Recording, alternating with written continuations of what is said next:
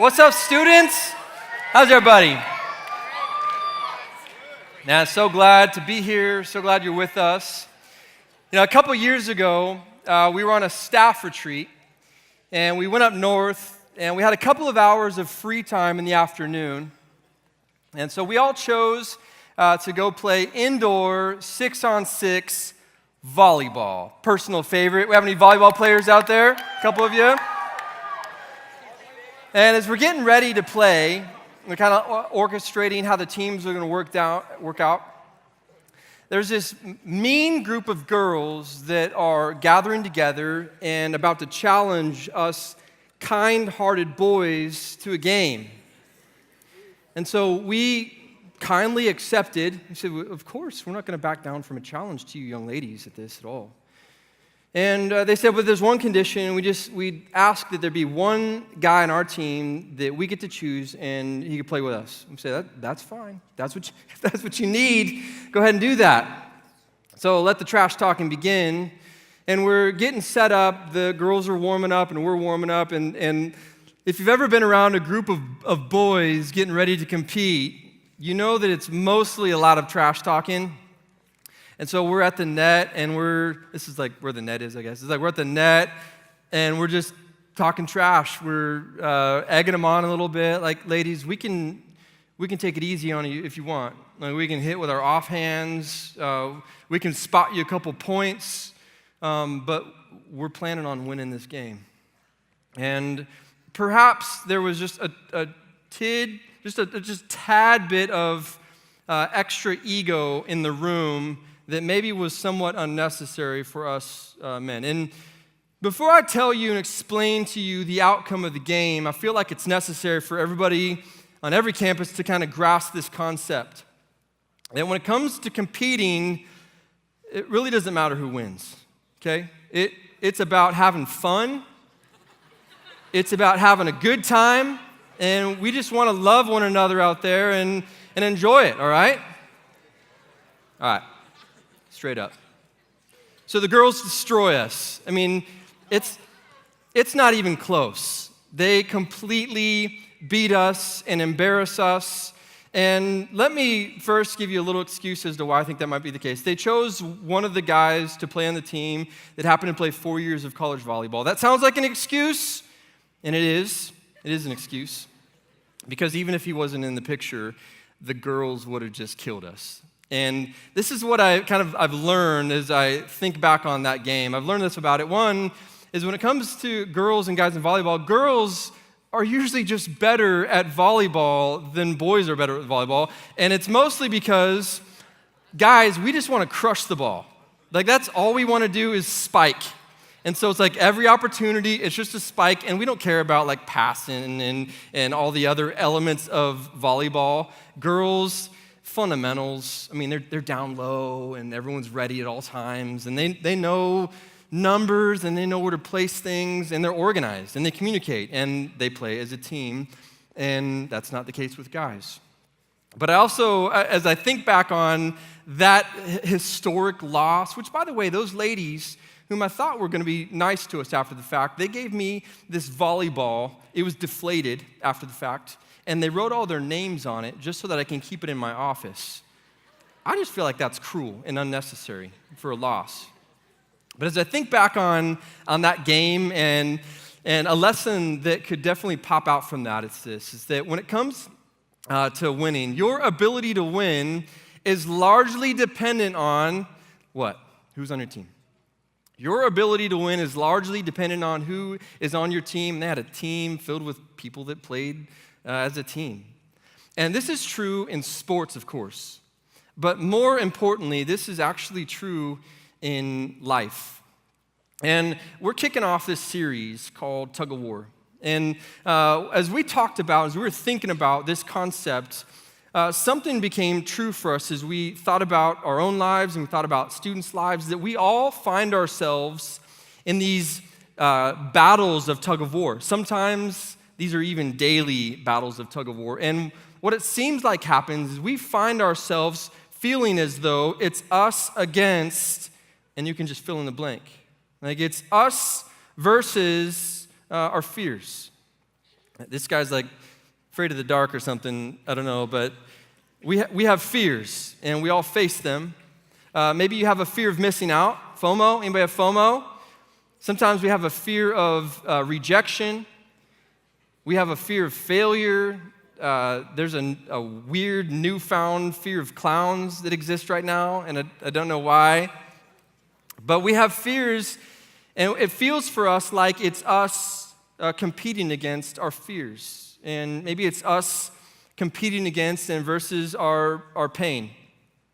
When you think about your life and you tell the story, if somebody asks you about your life, I know that you can probably pinpoint moments where you experienced pain. Perhaps it happened in your family. It was a part of your upbringing. There was a divorce, or there was some disaster that took place. Maybe you lost a loved one or a family member or somebody that was really close to you. Maybe it's even more personal and it's harder, and you experience some form of abuse. And you look at your life, and there's these moments of pain that you can identify. And sometimes, you're with me here, sometimes it's hard to get past them. Sometimes those moments of pain just seem to linger with us, don't they? But another type of tug of war that all of us face is guilt. It's guilt. We make mistakes, and we look back on the things that we've been a part of, and in some cases, you've asked for forgiveness and you've tried to move on, but it's there. Maybe it was 2 years ago, or it was 2 months ago, or it was like 20 minutes ago, and there's just a level of guilt that we carry with us. And have you ever been there before? You try to deal with your guilt, and you lay your head on your pillow at night, and then you wake up that next morning, and the guilt's still there. And you thought maybe it would go away. You thought you'd pray it away or sleep it away or whatever it takes, but guilt just remains. And another type of tug of war that I know we all face is this of doubt. We all face a tug of war of doubt. And I don't care who you are. I don't care if you've been a Christian your entire life or you're not a Christian at all and you're in this room. Every single one of us still deals with doubt. Sometimes it could be small and basic, but all too often those are really big and significant doubts that we can identify. And most of us aren't really comfortable sharing those doubts with other people. Maybe you've got some friends in your groups that you share with, and maybe you've never shared with anybody at all some of your doubts. Sometimes we doubt whether God's going to show up. Sometimes we doubt whether God is real at all. Sometimes we doubt a few stories from the Bible, and sometimes we doubt if the Bible is real at all. And then there's this concept of Jesus that we talk about in church, and you wonder if he's real, and if he's going to be real to you, and if it'll matter. And we have all these tug of war battles that we face. Sometimes they last a little while, but they always come up, and they're always there. And inevitably, given enough time and enough of the battle that we face, at some point in time, it just gets really tiring for us. You get sick of the battle, and you get sick of whatever tug of war comes to mind in your life. And down the road, maybe you lose that tug of war. Maybe you're just tired of it. Eventually, it causes at times to just want to quit. Just want to give up on that. Tired of wrestling, tired of dealing with it. And we just want to quit. And we want to quit trying, quit caring. We want to quit others. Sometimes it's quitting our friendships. And maybe it moves into things of more severity. We quit our faith, and we quit believing. We quit going to church. We quit following Jesus. And if it gets bad enough, and if there are several examples of tug of war in your life that you quit enough, sometimes you can even want to quit at life. You been there? Just not sure it's worth it. It's a lot of effort. A lot of heartache to try to get through some of those battles. And if you've not been there before, I'm certain you have friends that have been there. And it's serious. And we're all in this big, gigantic game of tug of war that, quite frankly, just does not feel like a game. And so what I want to address tonight and what I want to share with you is this. It's how do we avoid getting destroyed in these tug of wars? How do we avoid getting destroyed in these tug of wars? Well, in the New Testament, the book of Colossians, there is a crazy cool idea. It's a short book. There's only 4 chapters. And it was written by the Apostle Paul. The Apostle Paul was writing this to a bunch of Christians that lived in a city called Colossae. I need everybody on every campus to say that. It's a cool name. Say Colossae. Colossae. It's good. It's located now in modern-day Turkey near the Middle East. And this city was filled with Christians. And this letter was written to a group of believers in Colossae that had this tug of war taking place. And it was a tug of war between Christians and between culture, primarily. They had their own little individual battles that they faced. But it was primarily between the city that they were living in and the Christians. There's all types of crazy teachings. We'll talk about that next week. Crazy behavior, crazy people. And Paul's writing to encourage and instruct these believers, kind of like we are, on how to not get beat up during this tug of war that lasts. And so Paul's writing this letter from a different place, sending it to Colossae. He's actually in prison right now, which is awesome. He's in prison for Jesus. He's got total street cred, and he's a tough guy. And he's writing this letter because he wants them and he wants us to understand how to win in this battle of tug of war. And so in chapter 1, which is where we'll start today, he writes this. He says, "Once you were alienated from God and were enemies in your minds because of your evil behavior," which, like right off the bat, if you just read that, that would sound pretty harsh for him to write about you and for them to receive that in that first century, that they were alienated from God and were enemies in their minds. But he's really just drawing a picture, which is a reality, that if you are at any time, there's this dissension or there's this separation between God and people, and that separation is caused because of sin.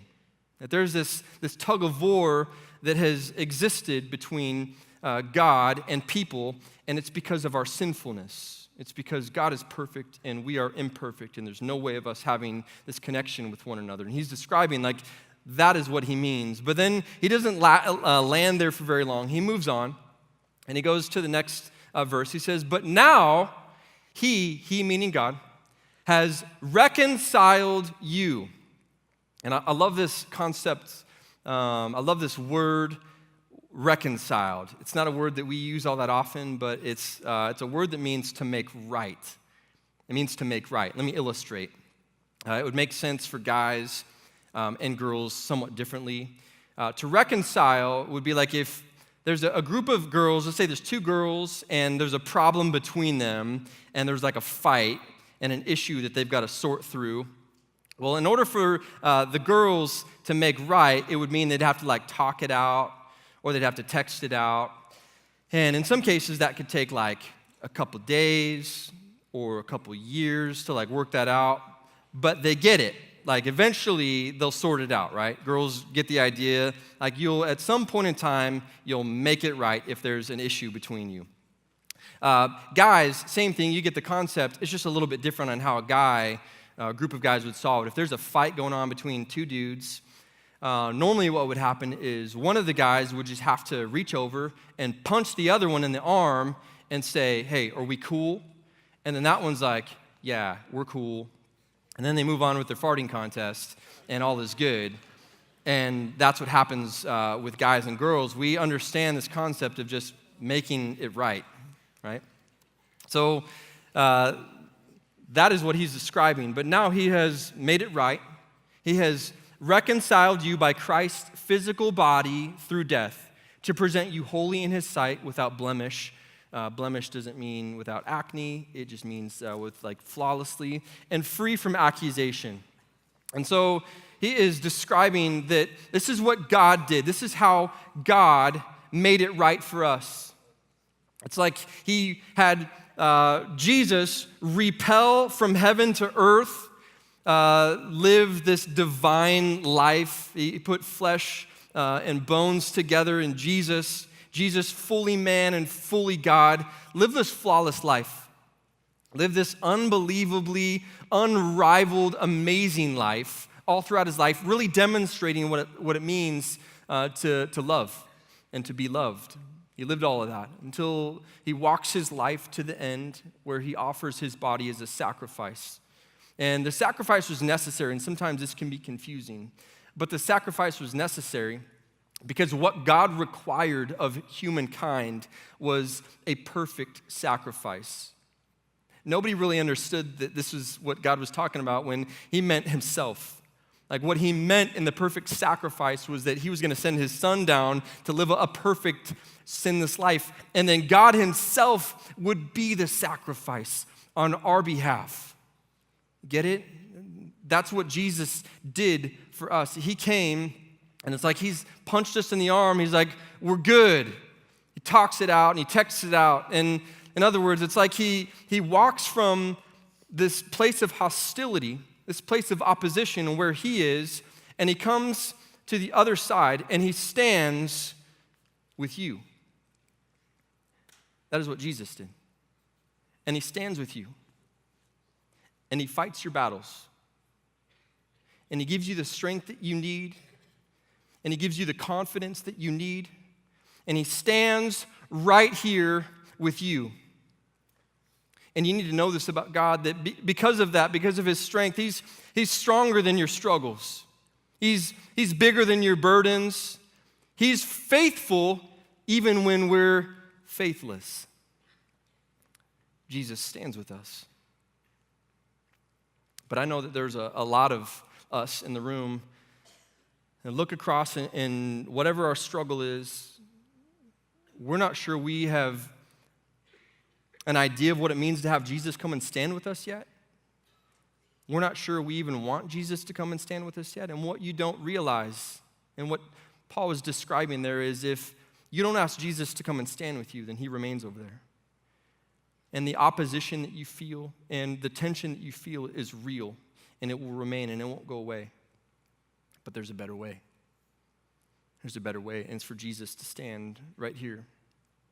And if you're in this room and you're on any one of our campuses, and you think about what it would mean to follow Jesus, and you've not gone there yet. You're not sure you believe it. You're not sure you can get behind it. Hey, I want you to listen to this story of a student on one of our campuses. His name's Chance. He's from Midtown, and he's got a story that I think a lot of us can relate to.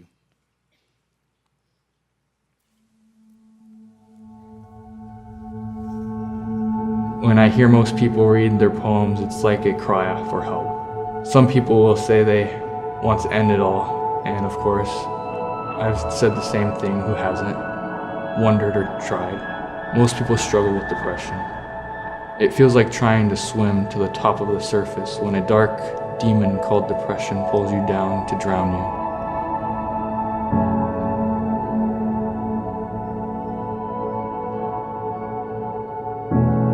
When I first met Chance, his dad had pulled him aside to meet with me because he was struggling with some depression, some anger issues.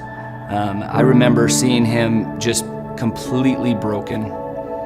He was in tears in my office. He couldn't even tell his story of what he was feeling or what he was going through because he was just so broken. It mostly started once my girlfriend broke up with me. I was head over heels for her. I just wanted someone to be with. Her mom saw me as someone that she didn't want her daughter around. It made me feel kind of like a monster. And that was kind of like the breaking point.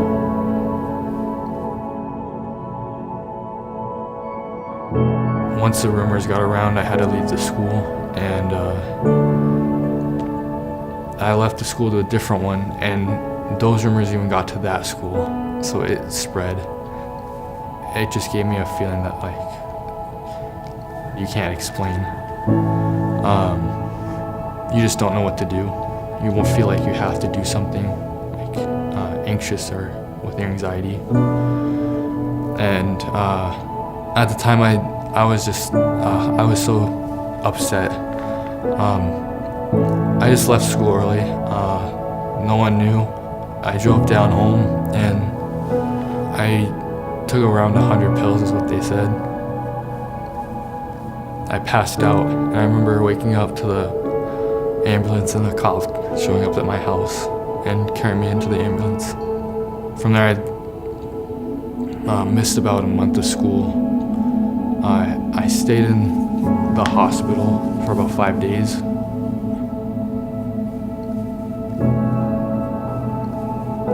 Going through something really difficult, it doesn't really feel like God's on your side, and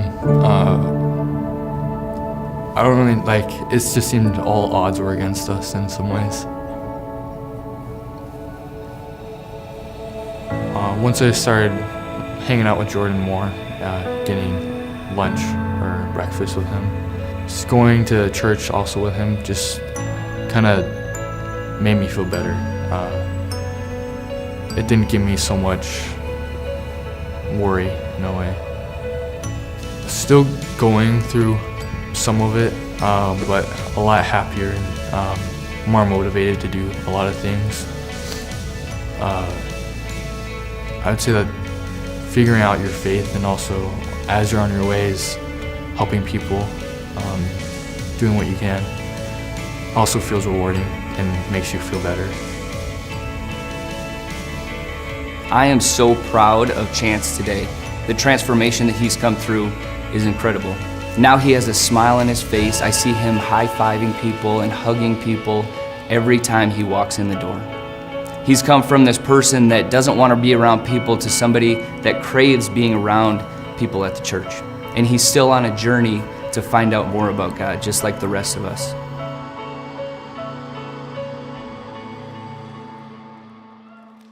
It's good. You know, I love that story because oftentimes when you hear a story in church, it's really polished and it's refined, and it's someone who has figured it out, but not Chance. Chance is working on it. He's giving it a shot, and he's looking into it, and he's investigating what he believes right now. And I think it's really ironic, and I love that his name is Chance because that's what he's doing right now is he's giving Jesus a chance. And there are scores of students that just haven't done that yet. Your questions haven't been answered. Your doubts are still very present. Maybe you have some of those tug of war moments in your life that keep you from even giving Jesus a shot. But I know that one of the scariest things that can happen in a church is someone could stand on a stage and we can ask, is there anybody that would like to give their life to Jesus? But I want you to know that a scarier reality for us is that you come into church and God has been moving in you and God is doing something with you, and we never ask. And so what we want to do tonight is we want to give you an opportunity if, and you've been thinking through this, it's been months, years, or weeks, or maybe it's just tonight. You're invited from a friend, and you just really want to know what it would be like to ask Jesus into your life, for him to come and stand with you. We're going to give you a chance to do that. It'll be at the very end of our experience tonight. Our student pastors will come up and they'll explain a very simple step, which would just be to come up to the front and talk with somebody, and they'll give you some instructions. But for everybody else in the room that calls themselves and considers themselves a Christian, I want you to know that it doesn't really matter about the battle. It could be guilt, it could be pain, it could be fears, it could be your past. You need to know this because Jesus stands with you. You can't lose. You cannot lose. God is for us. Who can be against us, right? We are more than conquerors because of Jesus Christ. Greater is the one who is in us than the one who is in the world, and we're sons and daughters of the King. We can't lose. So what do we do? What do we do so that we don't get destroyed in this battle of tug of war? Well, Paul describes it later on. He says this, do not move from your hope held out in the gospel. Don't move. Don't move. That's how we win. We win when we say, no, Jesus is right here, and I'm not going to move. When the pressures to fit in and follow the crowd seem strong, you don't move because Jesus stands with you. If the pain and the hurt seems unbearable in your life, you don't move because Jesus stands with you. And if this life that Jesus has called us to seems unlivable and impossible, we don't move. You don't move because Jesus stands with you. Remember, your ability to win is largely dependent on who is on your team. If you're a believer, who's on your team? It's Jesus. If you're a believer, who is on your team? It's Jesus. And you can't lose. So what we need are more young men and young women all across this valley who don't quit, who don't give up, who stand where they are, and they hang on knowing that the King of Kings and the Lord of Lords stands with you. Jesus stands with you. Let's pray.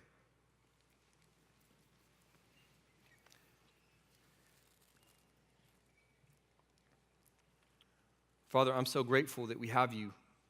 Life can be really difficult. And I know for hundreds of students, that's the case today. And they just need to be reminded that they have what it takes to succeed because of you. And they don't have to be pushed around or knocked over, and that they can find a win because of you, because you stand with us and you give us the strength and you remind us that we're never alone. We thank you. Thank you for Jesus. Thank you for the book of Colossians and reminding us that with you we can win. It's in your name we pray. Amen.